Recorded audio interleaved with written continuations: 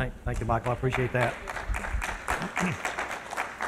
I do have an outline handout. I'm gonna start half on this side, half on this side, half on the other side. It's just an outline. What I'd like to do is to give you a little bit of detail about myself real fast, and then give you my email address, because I spent an hour talking about something that I literally could talk about all day long. The Lord's blessed me, and I have the ability to work with a lot of churches and a lot of ministries. So I'm familiar with what I'm about to discuss, and I've done some other presentations. Because a significant number of our clients deal with ministries and deal with churches and deal with taxation of ministers, I thought I would do that, because I learned a minute ago, you guys have had potato soup and grilled cheese sandwiches, so I've got to follow that with tax talk and debits and credits on accounting, so I'll do this the best I can. I do like interactive discussion, so if you have some questions along the way, I'll address those as I go, but I will leave some time at the end to address anything. So I am Lewis Jones. I am a follower of Christ. Jesus is my Savior, so I put that out front. And I'm a member of Briarwood Presbyterian Church here in Birmingham, and I'm a part of the finance committee there as my duty as deacon there at Briarwood. So I get to interact with that. We deal with, like I said a minute ago, audits and taxation issues for a large number of churches all throughout the Southeast and a large number of ministries. And then as a result of that, dealing with taxation of ministers. And as you all know, by being in the ministry, taxation for ministers is an absolute unique beast in itself. I mean, there's specifics in the tax code that are unique to ministers, and I'm going to try to address a few of those unique elements. And then bring into that, I entitled the topic Current Issues, bring into that what I'm seeing from a practical application perspective, what the IRS is looking at, what the state departments are looking at, what the employment-related folks are looking at from a taxation perspective on ministers and the ministries and the churches. And then the same thing I'll walk through at the end, a topic that I really don't want to talk about, but I know it's on everybody's mind, and I'm completely unqualified to talk about this. Someone will get us all into deep water where we don't belong, and that is health insurance. We're going to talk about that at the end. I saved it for the last, hoping I'll run out of time and say, oops, talk about that next time. Catch you next time on that, but that's what we'll do. All right. In terms of getting in contact with me, the top, it has my telephone number because it's the telephone number of our firm, but I'm going to give you my email address. Feel free to email me. I'll be happy to respond to any specific questions that you may have that I may just cursory go through, but it's something near and dear to your church or your ministry or your individual tax situation, and feel free to do that. It's ljones at, and it's the firm name, Haynes Downard, you'll see it on the cover sheet, .com. So ljones at Haynes Downard, again you'll see the firm name on the cover sheet.com. Okay. All right, so let's talk about filing requirements first. There have been a lot of changes in the last few years for ministries specifically. Churches right now are not required to file 990s. Not through in the word right now. There was a federal tax court case. It just got dismissed. It wasn't ruled against. It was dismissed this past year in 2014, bringing into question the constitutionality of churches not being required to file 990s.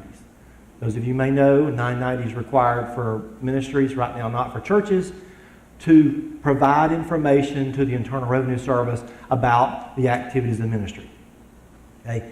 Every ministry who is not directly overseen, and I'll describe that, is not directly led by a church, has an annual 990 filing requirement. All right? You have 3 versions of 990. You've got to keep things complicated to keep the accountants and the lawyers employed. Okay?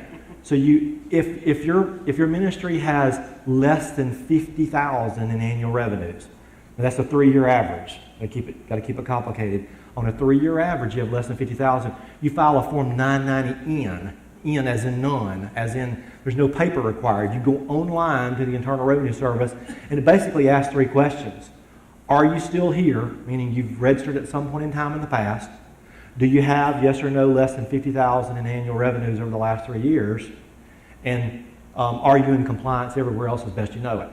That's all you're doing, and you're transmitting that.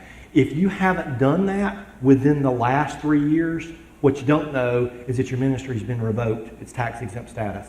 If you're not filing a 990 of some sort for your ministry, at least once within a 3-year period, you lose your tax-exempt status. Okay? That filing deadline for most ministries, your December year ends May 15. So right around the corner, if you haven't filed one, you can jump in and do one, go online and do the 990N, keep you in compliance. Because it's a real whisker to have to go through if you've lost that tax-exempt status. It's not a complete do-over like what you did when you got your tax-exempt status for the ministry to begin with, but it's almost. Okay? I will tell you that if you lose your exemption or if you're looking at a new ministry, there is a new version of that application process. Okay? There's a brand new version of that. It's the simplified version. It is fantastic. I've used it 3 times already, and it's amazing. If at the point of inception, the point that the ministry is formed, at that point, if the current vision of the leadership of the tax-exempt org, and I'm going to use the term ministry because of the audits I'm in, but I mean that broadly, so if you're involved with other tax-exempt enterprises, my discussion is the same.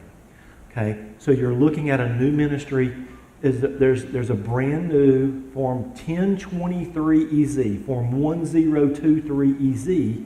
It's literally about a 9-page form, just some questions and answers, and you will have your response back from the Internal Revenue Service in less than 30 days. Okay? The filing fee is the same. You can use that form if at the point of inception it is visioned that the annual revenue stream is going to stay less than $50,000. Okay? Meaning you'll file the 990N, and then for the first 3 years you anticipate that your ministry is going to have less than $50,000 per year. Okay? You can file that 1023EZ. The full 1023 is a roughly 30-page document with tons of information that's required as part of that filing to get that ministry up and running. Okay? So remember that if you're thinking about a new ministry, Form 1023EZ. Okay? It is very, very useful, and I encourage you to use it if you qualify. All right, now, if your ministry has greater than $200,000 but less than $500,000 in annual revenues, you're going to file a Form 990EZ. Okay? Form 990EZ. About an 8-page form. If you're over that 200,000 threshold, then you're going to file the full Form 990. About a 30-page document. For most ministries, about a third of it is really not applicable, but you've got to pour through it to know whether it's applicable or not. All 990s are public documents. Okay? They're posted by the Internal Revenue Service out on to the World Wide Web. So if you want to know about any other ministry that you're aware of, go to GuideStar.com, go Google it, GuideStar.com, and you can go find the 990 for any ministry. It's public information. What's not public is a document that's currently required if you have a donor, a single donor, that has exceeded a certain tax mathematical calculation inside of that 990 or that 990EZ. If a single donor is in excess of a certain calculation, that information is required as a part of that 990EZ or 990. That's not public information. Okay, that's not public information. It does go to the Internal Revenue Service, so they know who the large financial participants are in your ministry. All right. Churches, like I said a minute ago, do not have a 990 filing requirement, but there are other filing requirements. If your church has any sort of a school activity, okay, preschool, any sort of formal education program, not talking about a Mother's Day Out program, because in a Mother's Day Out program, traditionally you don't have a formalized education plan. You know, it's more of a glorified daycare type thing. Those are my terms now. So I'm not diminishing anything. You do have an annual filing. If you have a school as a part of your church, as a part of your ministry, Form 5578. Most ministries, most churches in this case, blow past that. They don't know that it exists. Form 5578. It's a declaration that says, my church, and it's required by the Internal Revenue, My church has an education program, and we do not discriminate in all of the traditional discrimination lines. Okay? In order to have to be in full compliance, you're supposed to have that filing requirement. Okay? We have begun to see, for the longest time we didn't see, but we have begun to see tax examinations of churches. For the longest time you didn't see that. But we are seeing that. We're seeing many more exams on churches. The first layer of exams that we're seeing is on the sales tax side of things. Now, I know everybody in here is not from Alabama, and I'm not familiar with all sales tax rules. Every state's different. Every jurisdiction is different. But we're seeing those transactional type of taxes as the first layer. The second layer that we're seeing are employment related. Most specifically, those churches and or ministries who are treating somebody as 1099 labor when they really should be an employee. Okay? That's where we're seeing the first two levels of exams from up. And then we've begun to see some what the IRS refers to as letter-specific exams to churches. Meaning it's not a full-blown exam. What you're getting is a letter, what you see these churches getting, a letter from the Internal Revenue Service that says, tell us about this speaker, normally a candidate for a public office, who came to your event and spoke. Tell us about what they said. Tell us about what you extended to them in the way of invitation. Tell us about what you did to acknowledge their presence in your worship service. Okay? So letter specific, not a full-blown exam. What the IRS is gathering data on is political activity. Okay? You cannot endorse a candidate specific. Okay? Most everybody knows that. You can endorse issues. You can endorse issues that are related to candidates, but you cannot say vote for candidate A over candidate B. Okay? That's just a no-no. Now, you are allowed inside of a ministry, inside of a tax-exempt org, to have a tax filing. It's called an H election, like H for hat. An H election. It's an election form that you can submit as a ministry if you're grassroots oriented and you're going to bring public awareness to a matter. You can disclaim to the Internal Revenue Service that you are going to have political activity. Now, still, the overarching rule, you cannot endorse a candidate. You can endorse issues. You can point people to candidates who are are likely to support whatever your ministry is supporting, okay, whatever that happens to be, okay? And you can spend money on grassroots lobbying as long as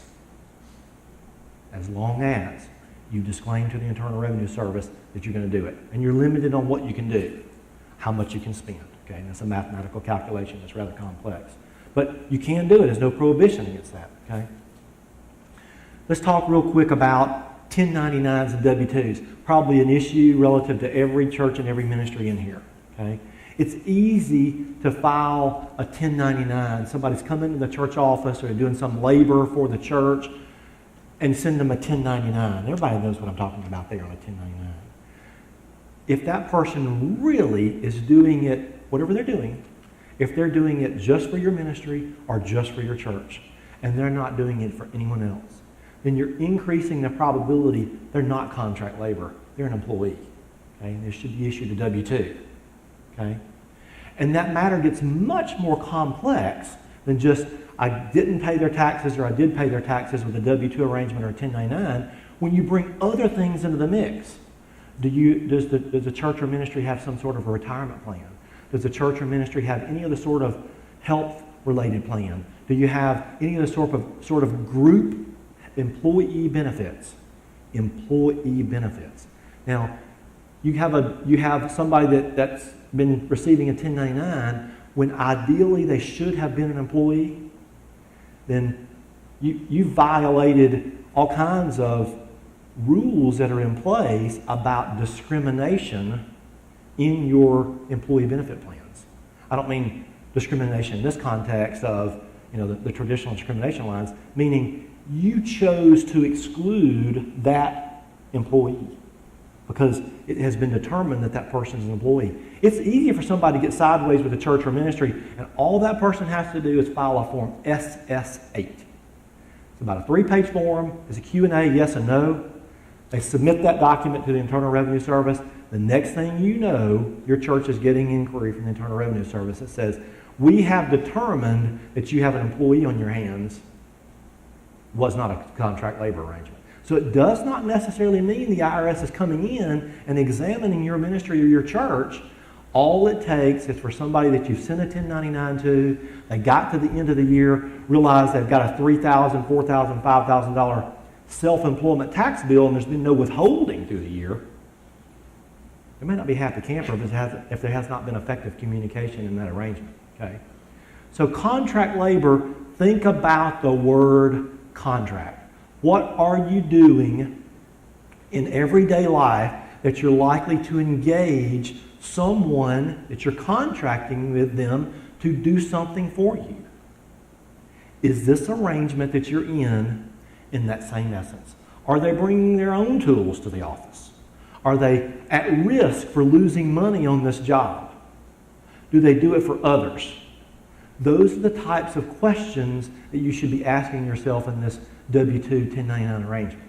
Okay? The first layer that we're seeing those exams is with the state unemployment office. Okay? Most state unemployment offices have just been handed very significant grant dollars from the Internal Revenue. The Internal Revenue Service, in an effort to try to get full compliance, employee contract labor arrangement, they've handed over grant dollars to numerous state departments of labor. Okay? State Department of Labor. So State Department of Labor is coming in and they're trying to make that assessment on their own behalf. They're trying to determine whether or not your ministry or your church paid employment tax or unemployment tax in a lot of instances. Now, because of these grants, they're signing off that says, we are now, at Department of Labor, State Department of Labor, we are now required to share our findings with the Internal Revenue Service. That's brand new. That's brand new. Okay? Those grant dollars are coming in, those departments of labor are accepting those grant dollars, and as a result, they're executing an agreement with the Internal Revenue Service that says, we now will share our information with you. So your church in the past, or your ministry in the past, could have gone through an exam with the Department of Labor at the state level. Didn't cost you much money, was not a big issue. That's changing. Okay? So the Internal Revenue Service is going to be gathering that data. Okay. You have somebody from your church that comes in and cleans your church once a week, and they only do it for you, they don't do it for anybody else. Is that a W-2? Your cleaning supplies theirs. Your mop theirs. Your vacuum theirs. It's mine right now, but I can change that. I understand. I'm not quizzing you directly. I'm just bringing the point back up to say. We supply all the cleaning. Mm-hmm. Then that becomes relevant to that. If you sat and filled out and just walked through the SS8 from their perspective, you'll get a feel for what the code's looking at without reading all the complex issues of an employee arrangement, subcontract labor arrangement. If you just walk through the SS8, that's the type of questions that are being asked on that document. And then you get a feel for, should that be a 1099? Should that be a W-2 arrangement? Okay, to answer your question. SS8. 8, the figure 8. SS8. It's on the IRS. Yeah, you just get it. You just go to Google it, SS8. You'll get it rapidly. And so it's a very simple form, and it's designed for prospective employees to fill out. Somebody is evaluating, should I be an employee or a subcontract labor arrangement, and the form is designed in an after-the-fact mode for somebody who is in a contract labor arrangement to have the IRS determine, should I really be an employee? And by the way, you've been treating me that way for the last 3 years, so go ahead and amend the W-2s and go ahead and amend your retirement plans and go ahead and, I'm going with all that. So it gets rather complex. Not intended to scare you, any of you. I just want you to be aware of what's going on out in the marketplace, what the IRS is doing and what all these various departments are doing. Okay.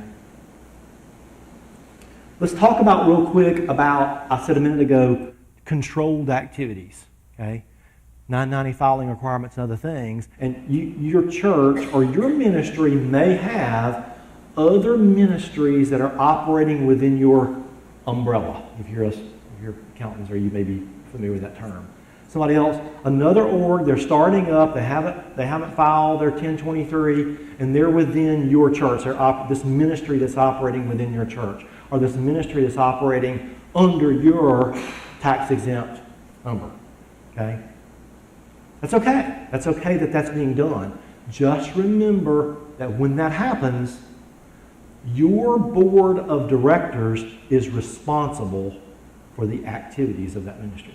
Okay? So you cannot say, listen, just give me your numbers at the end of the year. I'm going to put them in my 990 filing requirement. There is a requirement by Internal Revenue Service that you get a minimum of an annual accounting, and under no circumstance can you turn a blind eye to that ministry's activities. You, if you accept them into your umbrella, are responsible. Their board is serving as an advisory board. Your ministry, if they're under your umbrella, or your church leadership, responsible for those ministries' activities. So make sure you understand what's going on there. Okay? If your church appoints the leadership of those ministries, I don't care what kind of ministry you're talking about, whatever type of activity your church has.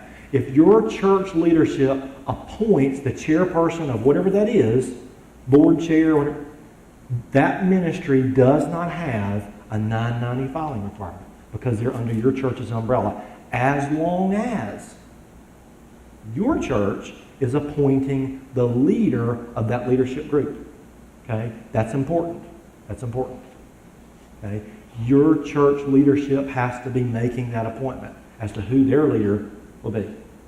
Okay? So if they have a board themselves, then you got to make sure you're appointing the chair of their board and they're reporting back to you. Okay? That keeps that ministry from having a 990 filing requirement. It also says they're wrapping up under your umbrella. Okay? So church-controlled activities. There is a requirement for an annual accounting. Okay? Let's get that back. All right, let's talk about, switch gears for just a second, talk about taxation on ministers.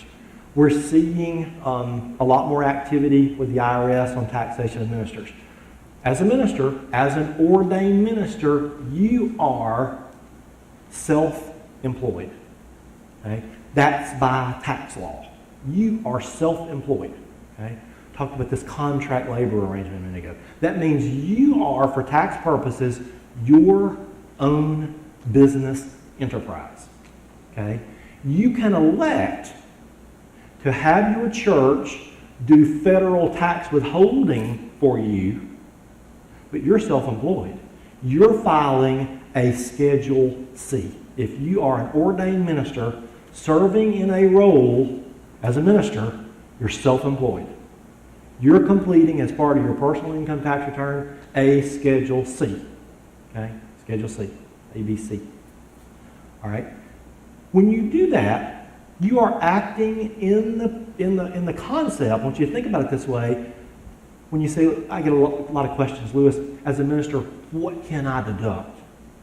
I know we're talking about completing your personal income tax return, but I want you to change your thinking process. As a minister, you're operating a self-employed business. That's the way the tax code looks at you. Okay? So now it becomes, is it ordinary and necessary for me to expend these dollars to do what I do? To serve the Lord as a minister, is it ordinary and necessary? That's my criteria. If you answer the question, the answer to both those questions, yes. Is it ordinary? Yes. Is it necessary? Yes. It's deductible. Very, very few exceptions otherwise. So I want you to be out of the thinking of that you're in a personal tax return prep. In a personal tax return, it's all about the few things that I can deduct: my mortgage interest and my real estate taxes and my car tax. And that's fairly an exhaustive list when it comes to personal income tax deductions. You're a minister. You're self-employed. All of the things that you do are deductible. There are very few exceptions of what you're doing as a minister that are not deductible. So all the publications, all the continuing ed stuff that you have, that cell phone that you have, the computer internet that you have, all of the things that you're doing, the mileage that you're traveling, those are not charitable miles if I'm serving in the capacity of a minister. If I'm a layperson serving my church, I get a deduction for charitable miles, 14 cents a mile. You as a minister, that's business, okay? You got to think of that way. It's business. Now it's 57, 50, I forget what the rate is right now, 53, some of y'all may know better than I do. It's almost 60 cents a mile. It's in excess of 50 cents per mile for a mileage deduction as a minister. Okay? You still have record-keeping requirements. Remember I said, think about yourself as a small business. That's the way the tax code looks at you as a minister. So keep records. Keep those records. Keep mileage logs. Lewis, I don't have a log in my glove box and I'm not writing down every to and every from. Okay.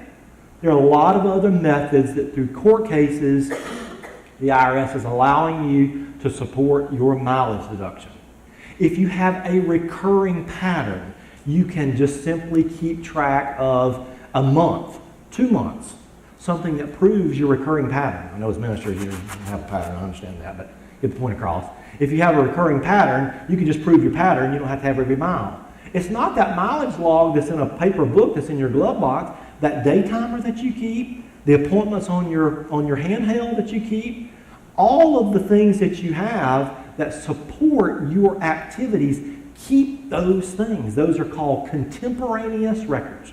Contemporaneous just means I recorded my activity at or near the event. Okay? At or near the time of the event, I recorded that. And your day timer does that. So think of all the electronic records you have. Make sure you're backing those things up and putting them somewhere. Printing them out, whatever you have to do. Those are your records. That's probably the most highly contested tax exam issue for ministers is the use of an automobile because you use it so much. You know, you're out in your car, visiting and all that. So it's probably the largest deduction you may have in your personal return. And so it's the one most likely challenged. Okay? So our clients are getting hit by that in terms of trying to support your mileage deduction. Because the IRS is losing a lot of their exam personnel doesn't mean necessarily that that you're free and safe from a tax exam. That just means you're less likely to have a full exam. What you're seeing now are IRS representatives who are not trained tax exam agents that are just writing you a letter. I looked through your return and I want you to send me documentation on your mileage deduction. Okay? They check the box and tell the Congress that that's an exam. They get credit for it as being an exam, and all of a sudden, just because you can't find your documentation, you've lost a part of your deduction. Now remember, I said you're self-employed. That means you're subject to 2 levels of tax. You have income tax, federal and state, and whatever that net bottom line is on that Schedule C. Remember I said think about it like a business. All my revenues in, all my deductions on that business schedule, and that bottom line is subject to 2 levels of tax. Income tax, self-employment tax. Okay? Self-employment tax. Unless you in your young ministry, in the early years of your ministry, unless you exempted out of the Social Security Administration, out of SSA, for your ministry activities, and that's ministry activity only. So after you've retired as a ministry and you become the greeter at Walmart, that doesn't apply. You're subject to Social Security tax over there, okay? A lot of retired ministers in the front gates of Walmart. Anyway, so unless you exempt out, now you have within the first 2 years of your ministry activity to exempt out of the Social Security system, okay? As work as a minister. Okay? So in the first 2 years that your net bottom line from ministry activity is in excess of $400, you have the first 2 tax filing years in which you make at least $400 to make that election. If you make it past the second tax year as a young minister, young in your career, whether you're young or old in age, you got 2 years. If you don't do that within the 2 years, there's no opportunity to go back and do that. Okay? So it has to be done. So if you're serving as a mentor for those that are new in the ministry, spread the word. That's something they need to pray over. That's something they need to study and think about. Because remember, the Social Security is primarily designed for 2 things. One, retirement. Everybody understands that. But secondarily, a disability. Pays you upon disability.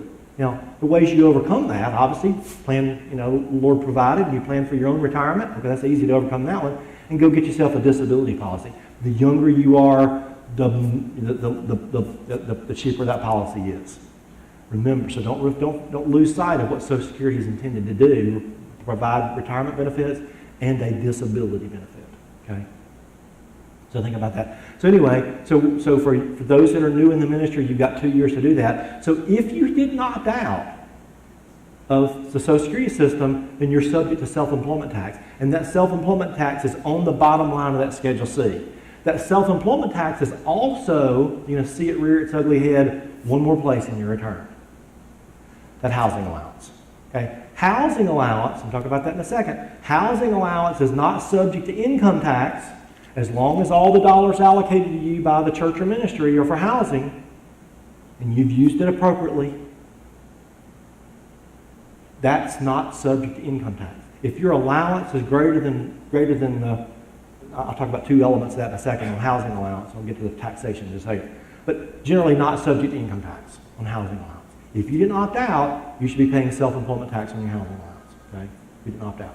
All right, now, let's talk about housing allowance real quick. Housing allowance is you can exclude from income tax that which has been allocated to you from your church or your ministry up to the greater of 2 tests. The greater of 2 tests. The fair market value of the house that you're in the marketplace that you're in. Fair market value. I mean, fair market value, don't stop at just rent.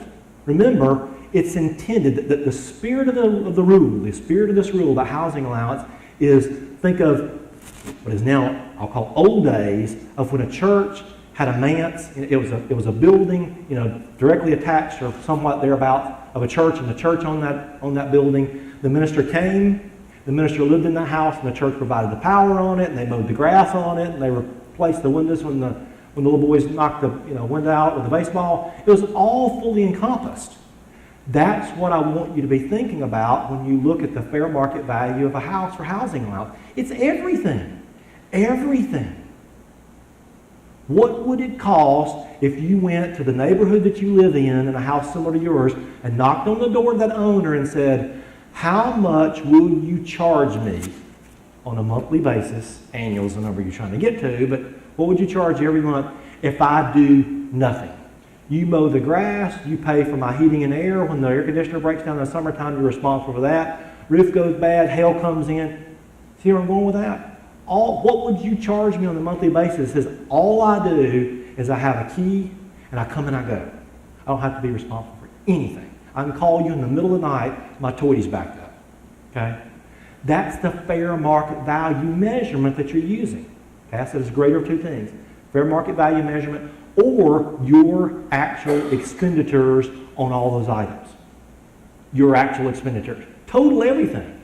Mortgage interest and principal on the debt and all the things I named, the repairs and maintenance, down payment if you're moving in for the first year. So all of the actual costs, that's what you can exclude as your housing allowance. Okay? Here is one danger that churches get their pastors into. It's when at the beginning of the tax year, your church or your ministry does not disclaim in advance. I'll back up, I'll reel back. In advance. So that's the IRS rule. In advance about what your housing allowance allocation is going to be. Now, that can be a contingent number. Okay? What I mean by contingent is says, listen, Pastor, we'd like to give you $45,000, $50,000 a year because we think it would be justified in a housing allowance. I don't think the budget's going to allow for that. Okay, then allocate to me up to that. Lord provides in the year, minister, there's extra dollars available, and the finance committee of the church wants to reward the minister, the pastor, then leave an up to amount. Up to X number of dollars. Make it contingent. Here's my housing allowance, up to. So if the budget can provide up to that number, then the minister has a tax-free, income tax-free benefit. Not self-employment tax, income tax-free. Okay, greater those 2 numbers. So housing allowance. There was a challenge several years ago on housing allowance. It didn't pass muster. That is still a tax-free benefit for ordained ministers. Okay, but it's supposed to be done by the church in advance in a myriad of ways. You can put it in the minutes. You can put it in the budget. You can put it in both. You can write a contemporaneous note. You can have.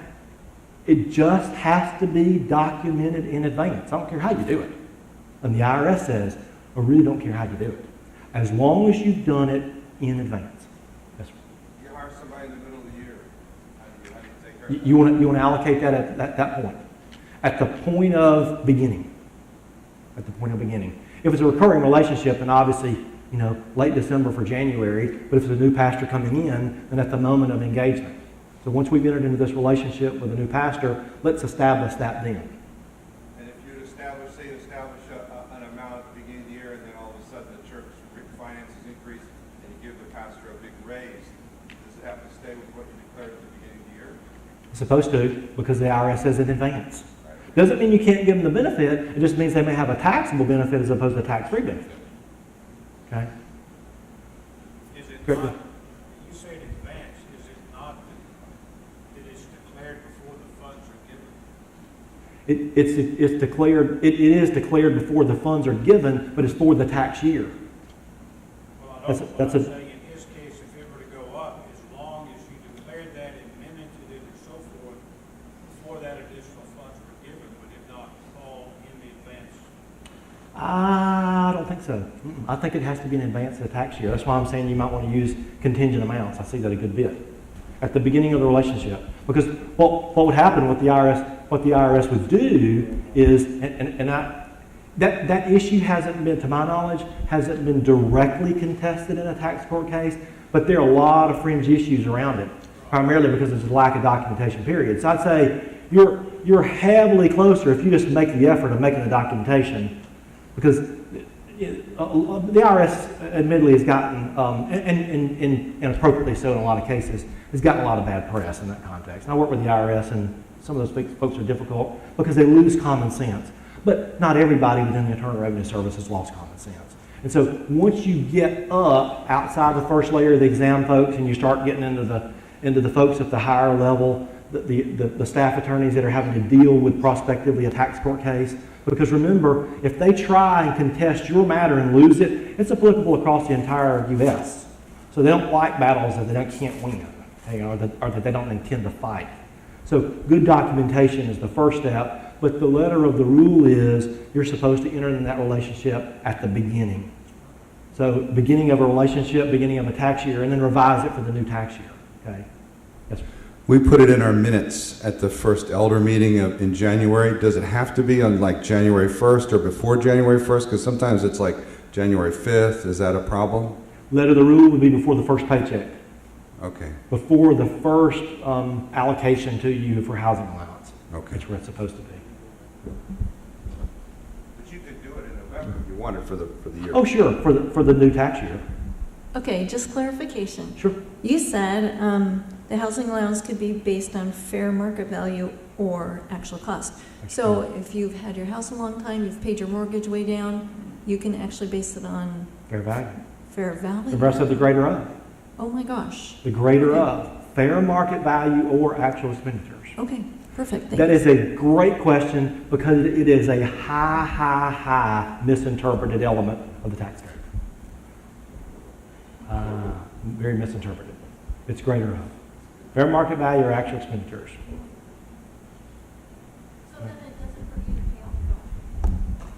it doesn't hurt you to pay off your home? Does it hurt you to pay off your home? Is that It the doesn't hurt you to pay off your home then? No, because again, you're looking at the higher. It's a higher of those two things. Fair market value in your neighborhood for a house similar or your actual expenditures. Okay? And the reason I think the reason you get a lot of misinterpretation on that, because you go out on the World Wide Web and you look at this worksheet of here are all my expenditures, and that's the easiest method because you have a record keeping and you know what you spend on power and utilities and repairs and maintenance, and you can look through your Lowe's bills, and that's an easy calculation. But it's the greater of that or fair value. And don't forget about what I said about fair value, how to measure that. Knock on the door of a neighbor in a house similar to yours and go, what would you charge me every month if I do nothing other than live here? because you're going back to the law was created when the law was church-owned property and church-maintained property and church-fully furnished property. That's the measurement method. Okay? And that's the mindset that you need to be in when you do that. Okay? All right, talked about expenses a minute ago as a minister. The things that you spend to do what you do are deductible on your personal tax return. Schedule C as a minister. Okay? So don't forget that. All right, let's talk about, my time's running out, so I'll speed up real quick, but I will get to the health insurance, I promise, and talk about the things I don't know. Let's talk about contributions received. This is important for ministries and churches. Absolutely, positively, single, solitarily, there's a brand new tax court case on this. Make sure you're sending the donor acknowledgement letters.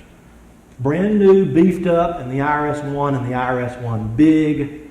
Taxpayer says, here's my minister, I'm going to put him on the tax court case witness stand. Here's the church bookkeeper, I'm going to put him on the tax court case witness stand. You didn't send me a donor acknowledgement letter. Tax court says, you lose, Mr. Taxpayer. I trust what your minister's saying. I trust what your church's bookkeeper's saying, that you made all these contributions. Got it. The tax law says, do not claim a deduction on your personal income tax return unless that church, that qualified charity, has sent you a donor acknowledgement letter before you file your return. Okay? Donor acknowledgement letters, donor acknowledgement letters, donor acknowledgement letters. All right? Qualifier on donor acknowledgement letters. Make sure you've got what Lewis calls the magical language on the donor acknowledgement letter. Make sure that that letter says, and this tax court case reinforced that, make sure that letter says, no goods or services were provided in return for this gift. In the case of churches and ministries, comma, only intangible religious benefits. Comma, only intangible religious benefits. Make sure the magical language is in your letter. I know one of the issues we run into every year is those letters coming back in the mail where somebody's address has changed. As long as we sent it before they filed their return, does it matter whether they received it before they filed their return? Now, from the ministry's perspective, Michael, as long as you've made a good faith effort to send those letters out, from their perspective, from the person claiming the charitable contribution, they're supposed to have that letter in hand before they file their return. Okay, so look at it from that perspective. As long as the ministry's made a good faith effort, whether it comes back or not, you've fulfilled your obligation in getting those out. You're supposed to get them out if you're a December year-end before January 31. Well, in all cases, because most taxpayers are calendar year taxpayers, get those out before January 31. I understood that if you made us, like if I personally make a small donation to another ministry and if I can use my canceled check, if they don't, because you know a lot of ministries, if they don't $25 or less, $250 or less. So as long as it's $250 or less, is that cumulative or is that in one each check? That's cumulative for the year. Cumulative for the year, and so they don't have to send me, and we don't have to send out as a ministry. We don't have to send out unless if it's under $600 or something like that. Or no, you're thinking about a 1099 is $600. Yeah, okay. A donor acknowledgement letter is $250. $250. If it's 250 or more, so it starts at the 250 threshold. If it's 250 or more, that the person claiming that deduction on the other side, I gave the donation, I'm claiming the deduction. If I supported your ministry by $250 or more in the tax year, I'm supposed to have that letter in my tax file before I file my return.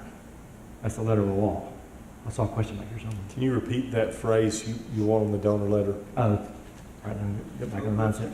No goods or services. No goods or services were provided in return for these gifts, comma, only intangible religious benefits. Because it's hard to argue they're not getting something.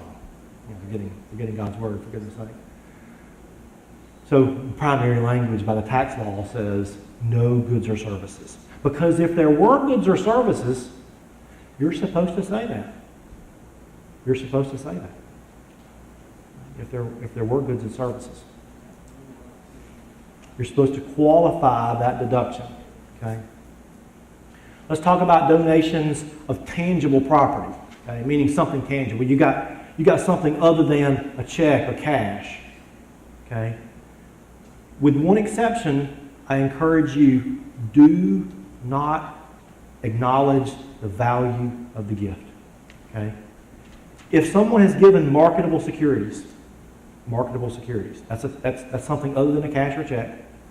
They've moved. I wanted to support your ministry, so I moved these 50 shares of my Apple stock to the ministry's account. I'm going to get a charitable deduction, just like that was cash or a check, except as the donor, I've now avoided the capital gain tax that I would have paid had I sold the Apple stock, paid my tax, gave you the same amount that I got from the sale of my Apple stock. You see you're getting the full amount of cash, and I've got the tax bill to pay. I can eliminate the tax bill if I just go ahead and give you the 50 shares of stock, and then you sell them inside the church or ministry. Okay? For that, you acknowledge the value. Other than cash or check, okay, now I've given you, say, my used car. Okay? Do not, I encourage you, do not. It's not a prohibition, but it's just not good business practice. Do not tell me, as the donor, what the value of that automobile is. Okay? The donor is supposed to acknowledge the value of a tangible item. Okay? So anything else I do for you and for your ministry and for your church, acknowledge it. Thank you for the efforts. Thank you for the whatever happens to be. The 19 XDX, the laptop, whatever it is, the greatest and latest. Thank you for all those things. Don't acknowledge the value. What you get yourself into is the pressure of me trying to say, I know that iPhone was used. I think we both could agree that rascal was worth about $800. That's what you get yourself into. So do not. We encourage all churches, all ministries, all tax exempt, do not include a value on that donation receipt for tangible items. Thank them and detail it. It's the donor's responsibility to add the value. Okay? Now, once that value gets up to $5,000 in a single year, now we both have to participate with each other. If it's greater than $5,000, other than a marketable security, checks and cash don't count. If it's greater than $5,000, we've got to participate with each other because I have a specific document I have to submit inside of my personal tax return as a donor, and you have to acknowledge with me how that donation has been valued. And very likely, it had to be appraised, okay, with a qualified appraisal inside of that. All right. I use the term automobile. If your ministry is going to accept, I call it the planes, trains, and automobiles rule. It's automobiles, boats, and airplanes. Automobiles, boats, and airplanes. If your ministry or your church receives one of those three items, and you're not using that for the ministry's activities, for the tax-exempt organization's activities, for a 2-year period, if you do not envision using that boat I gave you for ministry activities for 2 years, then you, as the recipient, have reporting requirements to the Internal Revenue Service. Okay? You sold it off, so you have a document you are required to file with the Internal Revenue Service and give me, the donor, a copy of that, what you got for it. Because now we're fairly well ascertained about what the value of that used boat was. If you went out and sold it, kind of hard for me, the donor, to argue it was a fine piece of equipment. I think it was worth $6,000. I better use lower numbers, $5,000 for a different file. $3,000.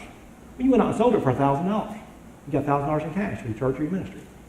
You've got a reporting requirement. If you're don't plan to use that automobile, boat, or airplane with your ministry for a full 2-year period, you've got a reporting requirement to the Internal Revenue Service and a copy to me.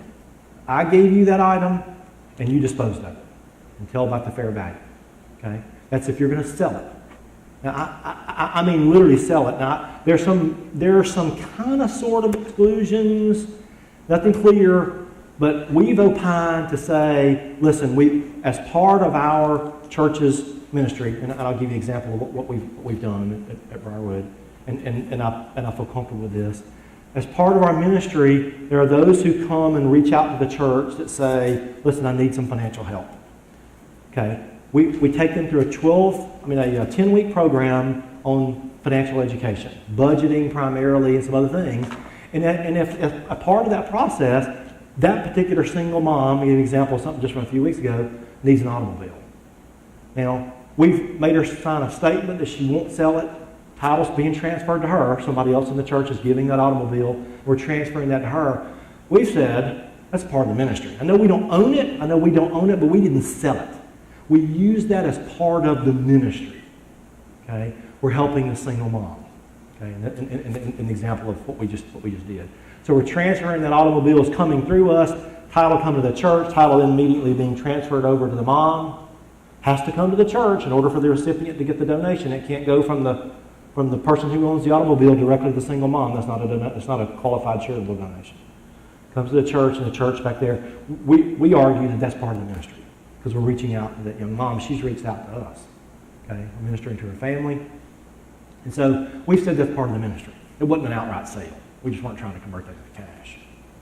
Okay, talk designated gifts. There are some rules that have begun sweeping the states. It's called the UPMFA, UPIMFA. It's basically the, and I'm not going to get all the acronyms, but let me give you the essence of what it is. There are state laws that are being passed that say if you receive a designated gift, I, the donor, have said, listen, here is my money to put a disco ball in the fellowship hall. And you accepted my donation, okay? You have a responsibility to hold those dollars until it's ultimately decided you're going to put a disco ball in the fellowship hall, or you're going to give me my money back, or ask me to redesignate my gift to something other than a disco ball in the fellowship hall. Okay? It's basically, think about it, I'm receiving these funds in trust for the purpose of the gift. Because I, the donor, when I gave the church or ministry this gift, I handed you the gift with a string. Strings attached.